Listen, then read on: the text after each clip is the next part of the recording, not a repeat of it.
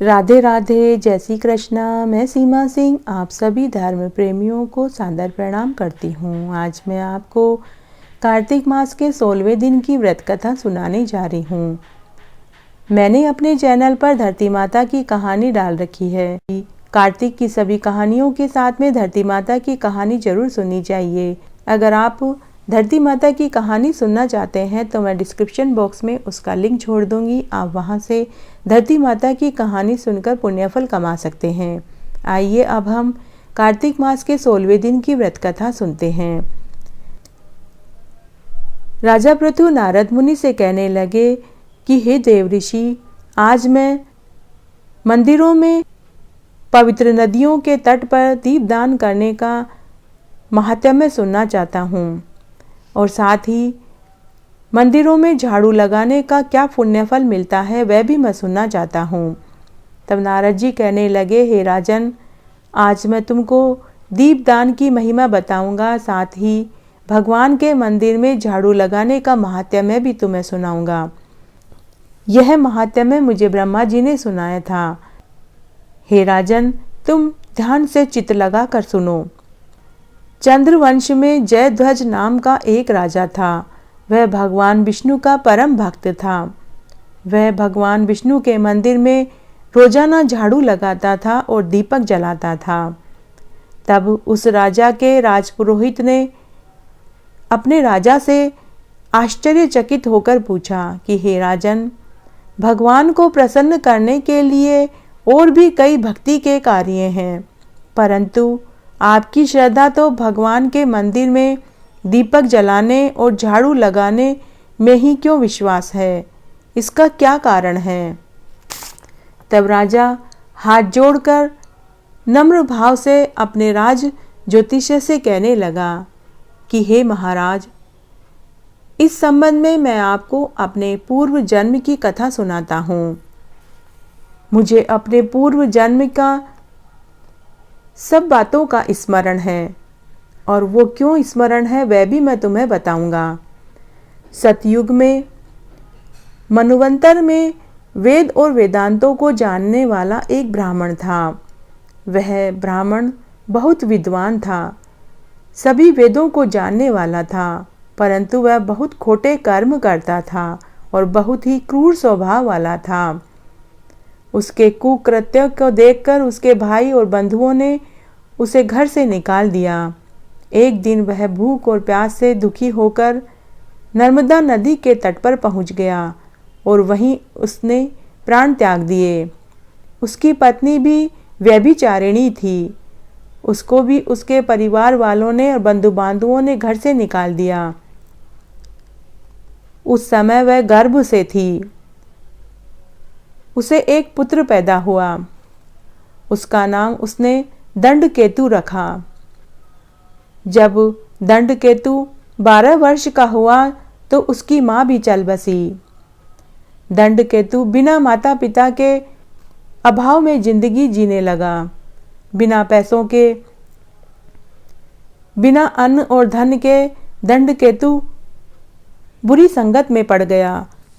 जब वह बड़ा हुआ तो चोरी चकारी करने लगा, जुआरी हो गया, दूसरी स्त्रियों के साथ में भोग भी करने लगा। तब एक रात्रि को वह एक स्त्री से भोग करने के लिए एक जंगल में सूने मंदिर में पहुंच गया। वहां जाकर उसने स्वयं की कमीज से मंदिर में झाड़ू लगाई और दीपक जलाया। उस मंदिर में कोई नहीं जाता था। जब गांव के लोगों ने मंदिर में दीपक जला हुआ देखा तो गांव के लोग लकड़ी लेकर मंदिर में पहुंच गए और उस दंडकेतु को चोर समझकर लाठियों से पीट पीट कर मार डाला। वह दंडकेतु और कोई नहीं, मैं ही था। देह से प्राण निकलते ही भगवान के दूत सुंदर विमान लेकर मुझे विमान में बैठाकर स्वर्गलोक में ले गए। क्योंकि कार्तिक के महीने में भगवान के मंदिर में मैंने अपनी कमीज से झाड़ू लगाई थी और दीपक जलाया था, मेरे कई जन्मों के पाप धुल गए। स्वर्ग में कई कल्पों तक मैं सुख भोगता रहा और उसके बाद मैं चंद्रवंश में राजा होकर जन्म लिया। मुझे पूर्व जन्म की सभी बातों का स्मरण है।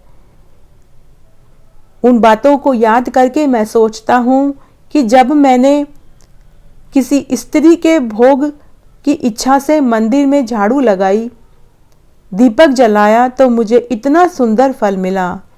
यदि भक्ति और श्रद्धा से यही कार्य मैं करता तो पता नहीं कितना पुण्य फल मिलता। यही सोचकर मैं आज भी मंदिर में झाड़ू लगाता हूँ और दीपक जलाता हूँ। राजा के ऐसा कहने पर राज ज्योतिषियों को बड़ा आश्चर्य हुआ। सूत जी कहते हैं, भगवान का जो कोई भी अज्ञानता से भी पूजन करता है तो भी उसे मुक्ति मिल जाती है। यह शरीर, धन, भाई, बांधव सब नाशवान है।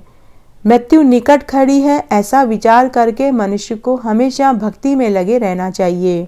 गंगा स्नान करना, अतिथि पूजन, यह सब सुलभ है, परंतु भगवान के चरणों में की गई भक्ति कई जन्मों के पुण्य कर्मों से ही मिलती है। इसलिए मनुष्य को इस देह को व्यर्थ समझकर भगवान की भक्ति में सदा रत रहना चाहिए। जो लोग भगवान को प्राप्त होते हैं उन्हीं का मनुष्य जन्म सफल है। तब नारद मुनि राजा पृथु से कहते हैं कि हे राजन, भगवान विष्णु के मंदिर में झाड़ू लगाने, दीपक जलाने से मनुष्य को परम पद की प्राप्ति होती है। हे राजन, मैं तुम्हें एक दूसरी कथा सुनाता हूँ। दूसरे के दीपक को जलाने का महात्म्य मैं तुम्हें सुनाता हूँ। मनु के वंश में रेवत नाम के राजा के यहाँ भद्रबुद्धि नाम का पुत्र उत्पन्न हुआ और उसके पोते का नाम सुदर्शन था। भद्रबुद्धि की राजधानी नर्मदा नदी के तट पर बसी हुई थी। एक समय सुदर्शन वन में शिकार खेलने के लिए गया। तब उसने नदी के पार एक सुंदर कन्या को देखा। तब सुदर्शन ने अपने घोड़े को वहीं पेड़ पर बांधा और नाव में बैठकर नदी पार गया और उस कन्या को देखकर वह आश्चर्यचकित हो गया। वह कन्या बड़ी ही सुंदर थी। जब उस कन्या ने बलवान शोभायुक्त वीर पुरुष को देखा तो उसे भी बहुत लज्जा आई। सुदर्शन ने उस कन्या से पूछा कि तुम कौन हो? तब कन्या ने बतलाया कि मैं गौड़ राजा की पुत्री हूँ और मेरा नाम मदनालसा है। मैं अपनी सखी सहेलियों के साथ इस वन में कीड़ा करने के लिए आई थी। तब राजकुमार सुदर्शन ने गंधर्व रीति से मदनालसा से विवाह कर लिया और उसे लेकर महल में आ गया। तब राजा भद्रबुद्धि ने अपने पुत्र सुदर्शन और पुत्र वधू मदनालसा का स्वागत सत्कार किया। राजकुमार सुदर्शन और मदनालसा खुशी खुशी राजमहल में रहने लगे। तब एक दिन राजा भद्रबुद्धि ने अपना सारा राजपाट अपने पुत्र को सौंपा और जंगल में तपस्या करने के लिए चले गए। रानी मदनालसा भगवान विष्णु की परम भक्त थी। तब रानी मदनालसा ने अपने पति सुदर्शन से कहकर नगर में भगवान विष्णु का स्वर्ण मंदिर बनवाया और दोनों पति पत्नी भगवान का पूजन करने लगे और दीपदान करने लगे। एक समय रानी मदनालसा भगवान के मंदिर में दीपक जला रही थी। उसी समय राजा सुदर्शन ने अपने नौकर को भेजकर महल में बुलवाया, परंतु रानी को भगवान विष्णु की पूजा करने, दीपक जलाने में समय लग गया। वह कुछ देर से महल में पहुंची। तब राजकुमार सुदर्शन को अपनी रानी के ऊपर गुस्सा आया।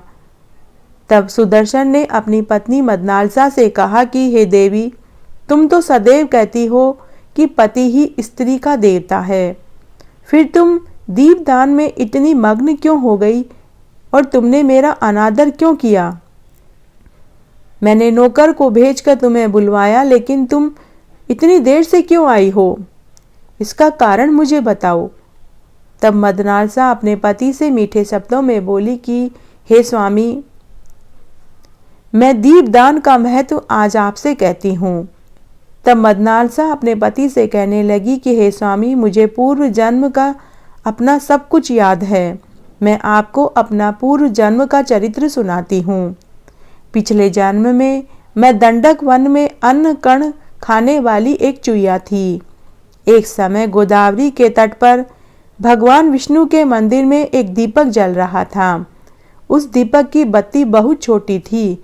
दीपक बुझने वाला था। मैंने दीपक को बुझते हुए देख रही थी। तब मैंने बत्ती को अपनी जीभ से पकड़कर ऊपर उठाया तो दीपक जल गया, परंतु इस कार्य को करने से मेरी जीभ जल गई और दुख से मेरी मृत्यु हो गई। रात्रि को भगवान के मंदिर में दीपक की बत्ती को मुंह से ऊपर किया। इससे मुझे अगले जन्म में कन्या का जन्म मिला और मैं एक गौड़ राजा की पुत्री बनी और आपकी रानी बनी। यदि श्रद्धा से भगवान के मंदिर में दीपदान किया जाए, पवित्र नदियों में दीपदान किया जाए तो उसके फल का तो कहना ही क्या। जब सुदर्शन ने अपनी पत्नी मदनालसा से मंदिरों में दीपदान का महात्म्य सुना तो उसने अपनी पत्नी से कहा कि हे रानी, अब आज से मैं ये प्रतिज्ञा करता हूँ कि आजीवन जब तक जीता रहूँगा मैं भी तुम्हारे साथ भगवान विष्णु के मंदिर में दीपदान करता रहूँगा। और राजा सुदर्शन ने पूरी नगरी में ये ढिंडोरा पिटवा दिया कि सभी भगवान विष्णु के मंदिर में और पवित्र नदियों में दीपदान करें। तब राजा सुदर्शन और रानी मदनालसा भगवान विष्णु के मंदिर में दीपदान करने लगे और इस जीवन का सुख भोग कर मरने पर उन्हें बैकुंठ लोक की प्राप्ति हुई। इस तरह आज मैंने आपको कार्तिक मास के 16वें दिन की व्रत कथा सुनाई। आशा करती हूँ आपको ये जरूर पसंद आएगी। मेरे साथ बने रहने के लिए आपका धन्यवाद। आगे की कथा कहानी के लिए भी आप इसी तरह मेरे साथ बने रहें। धन्यवाद।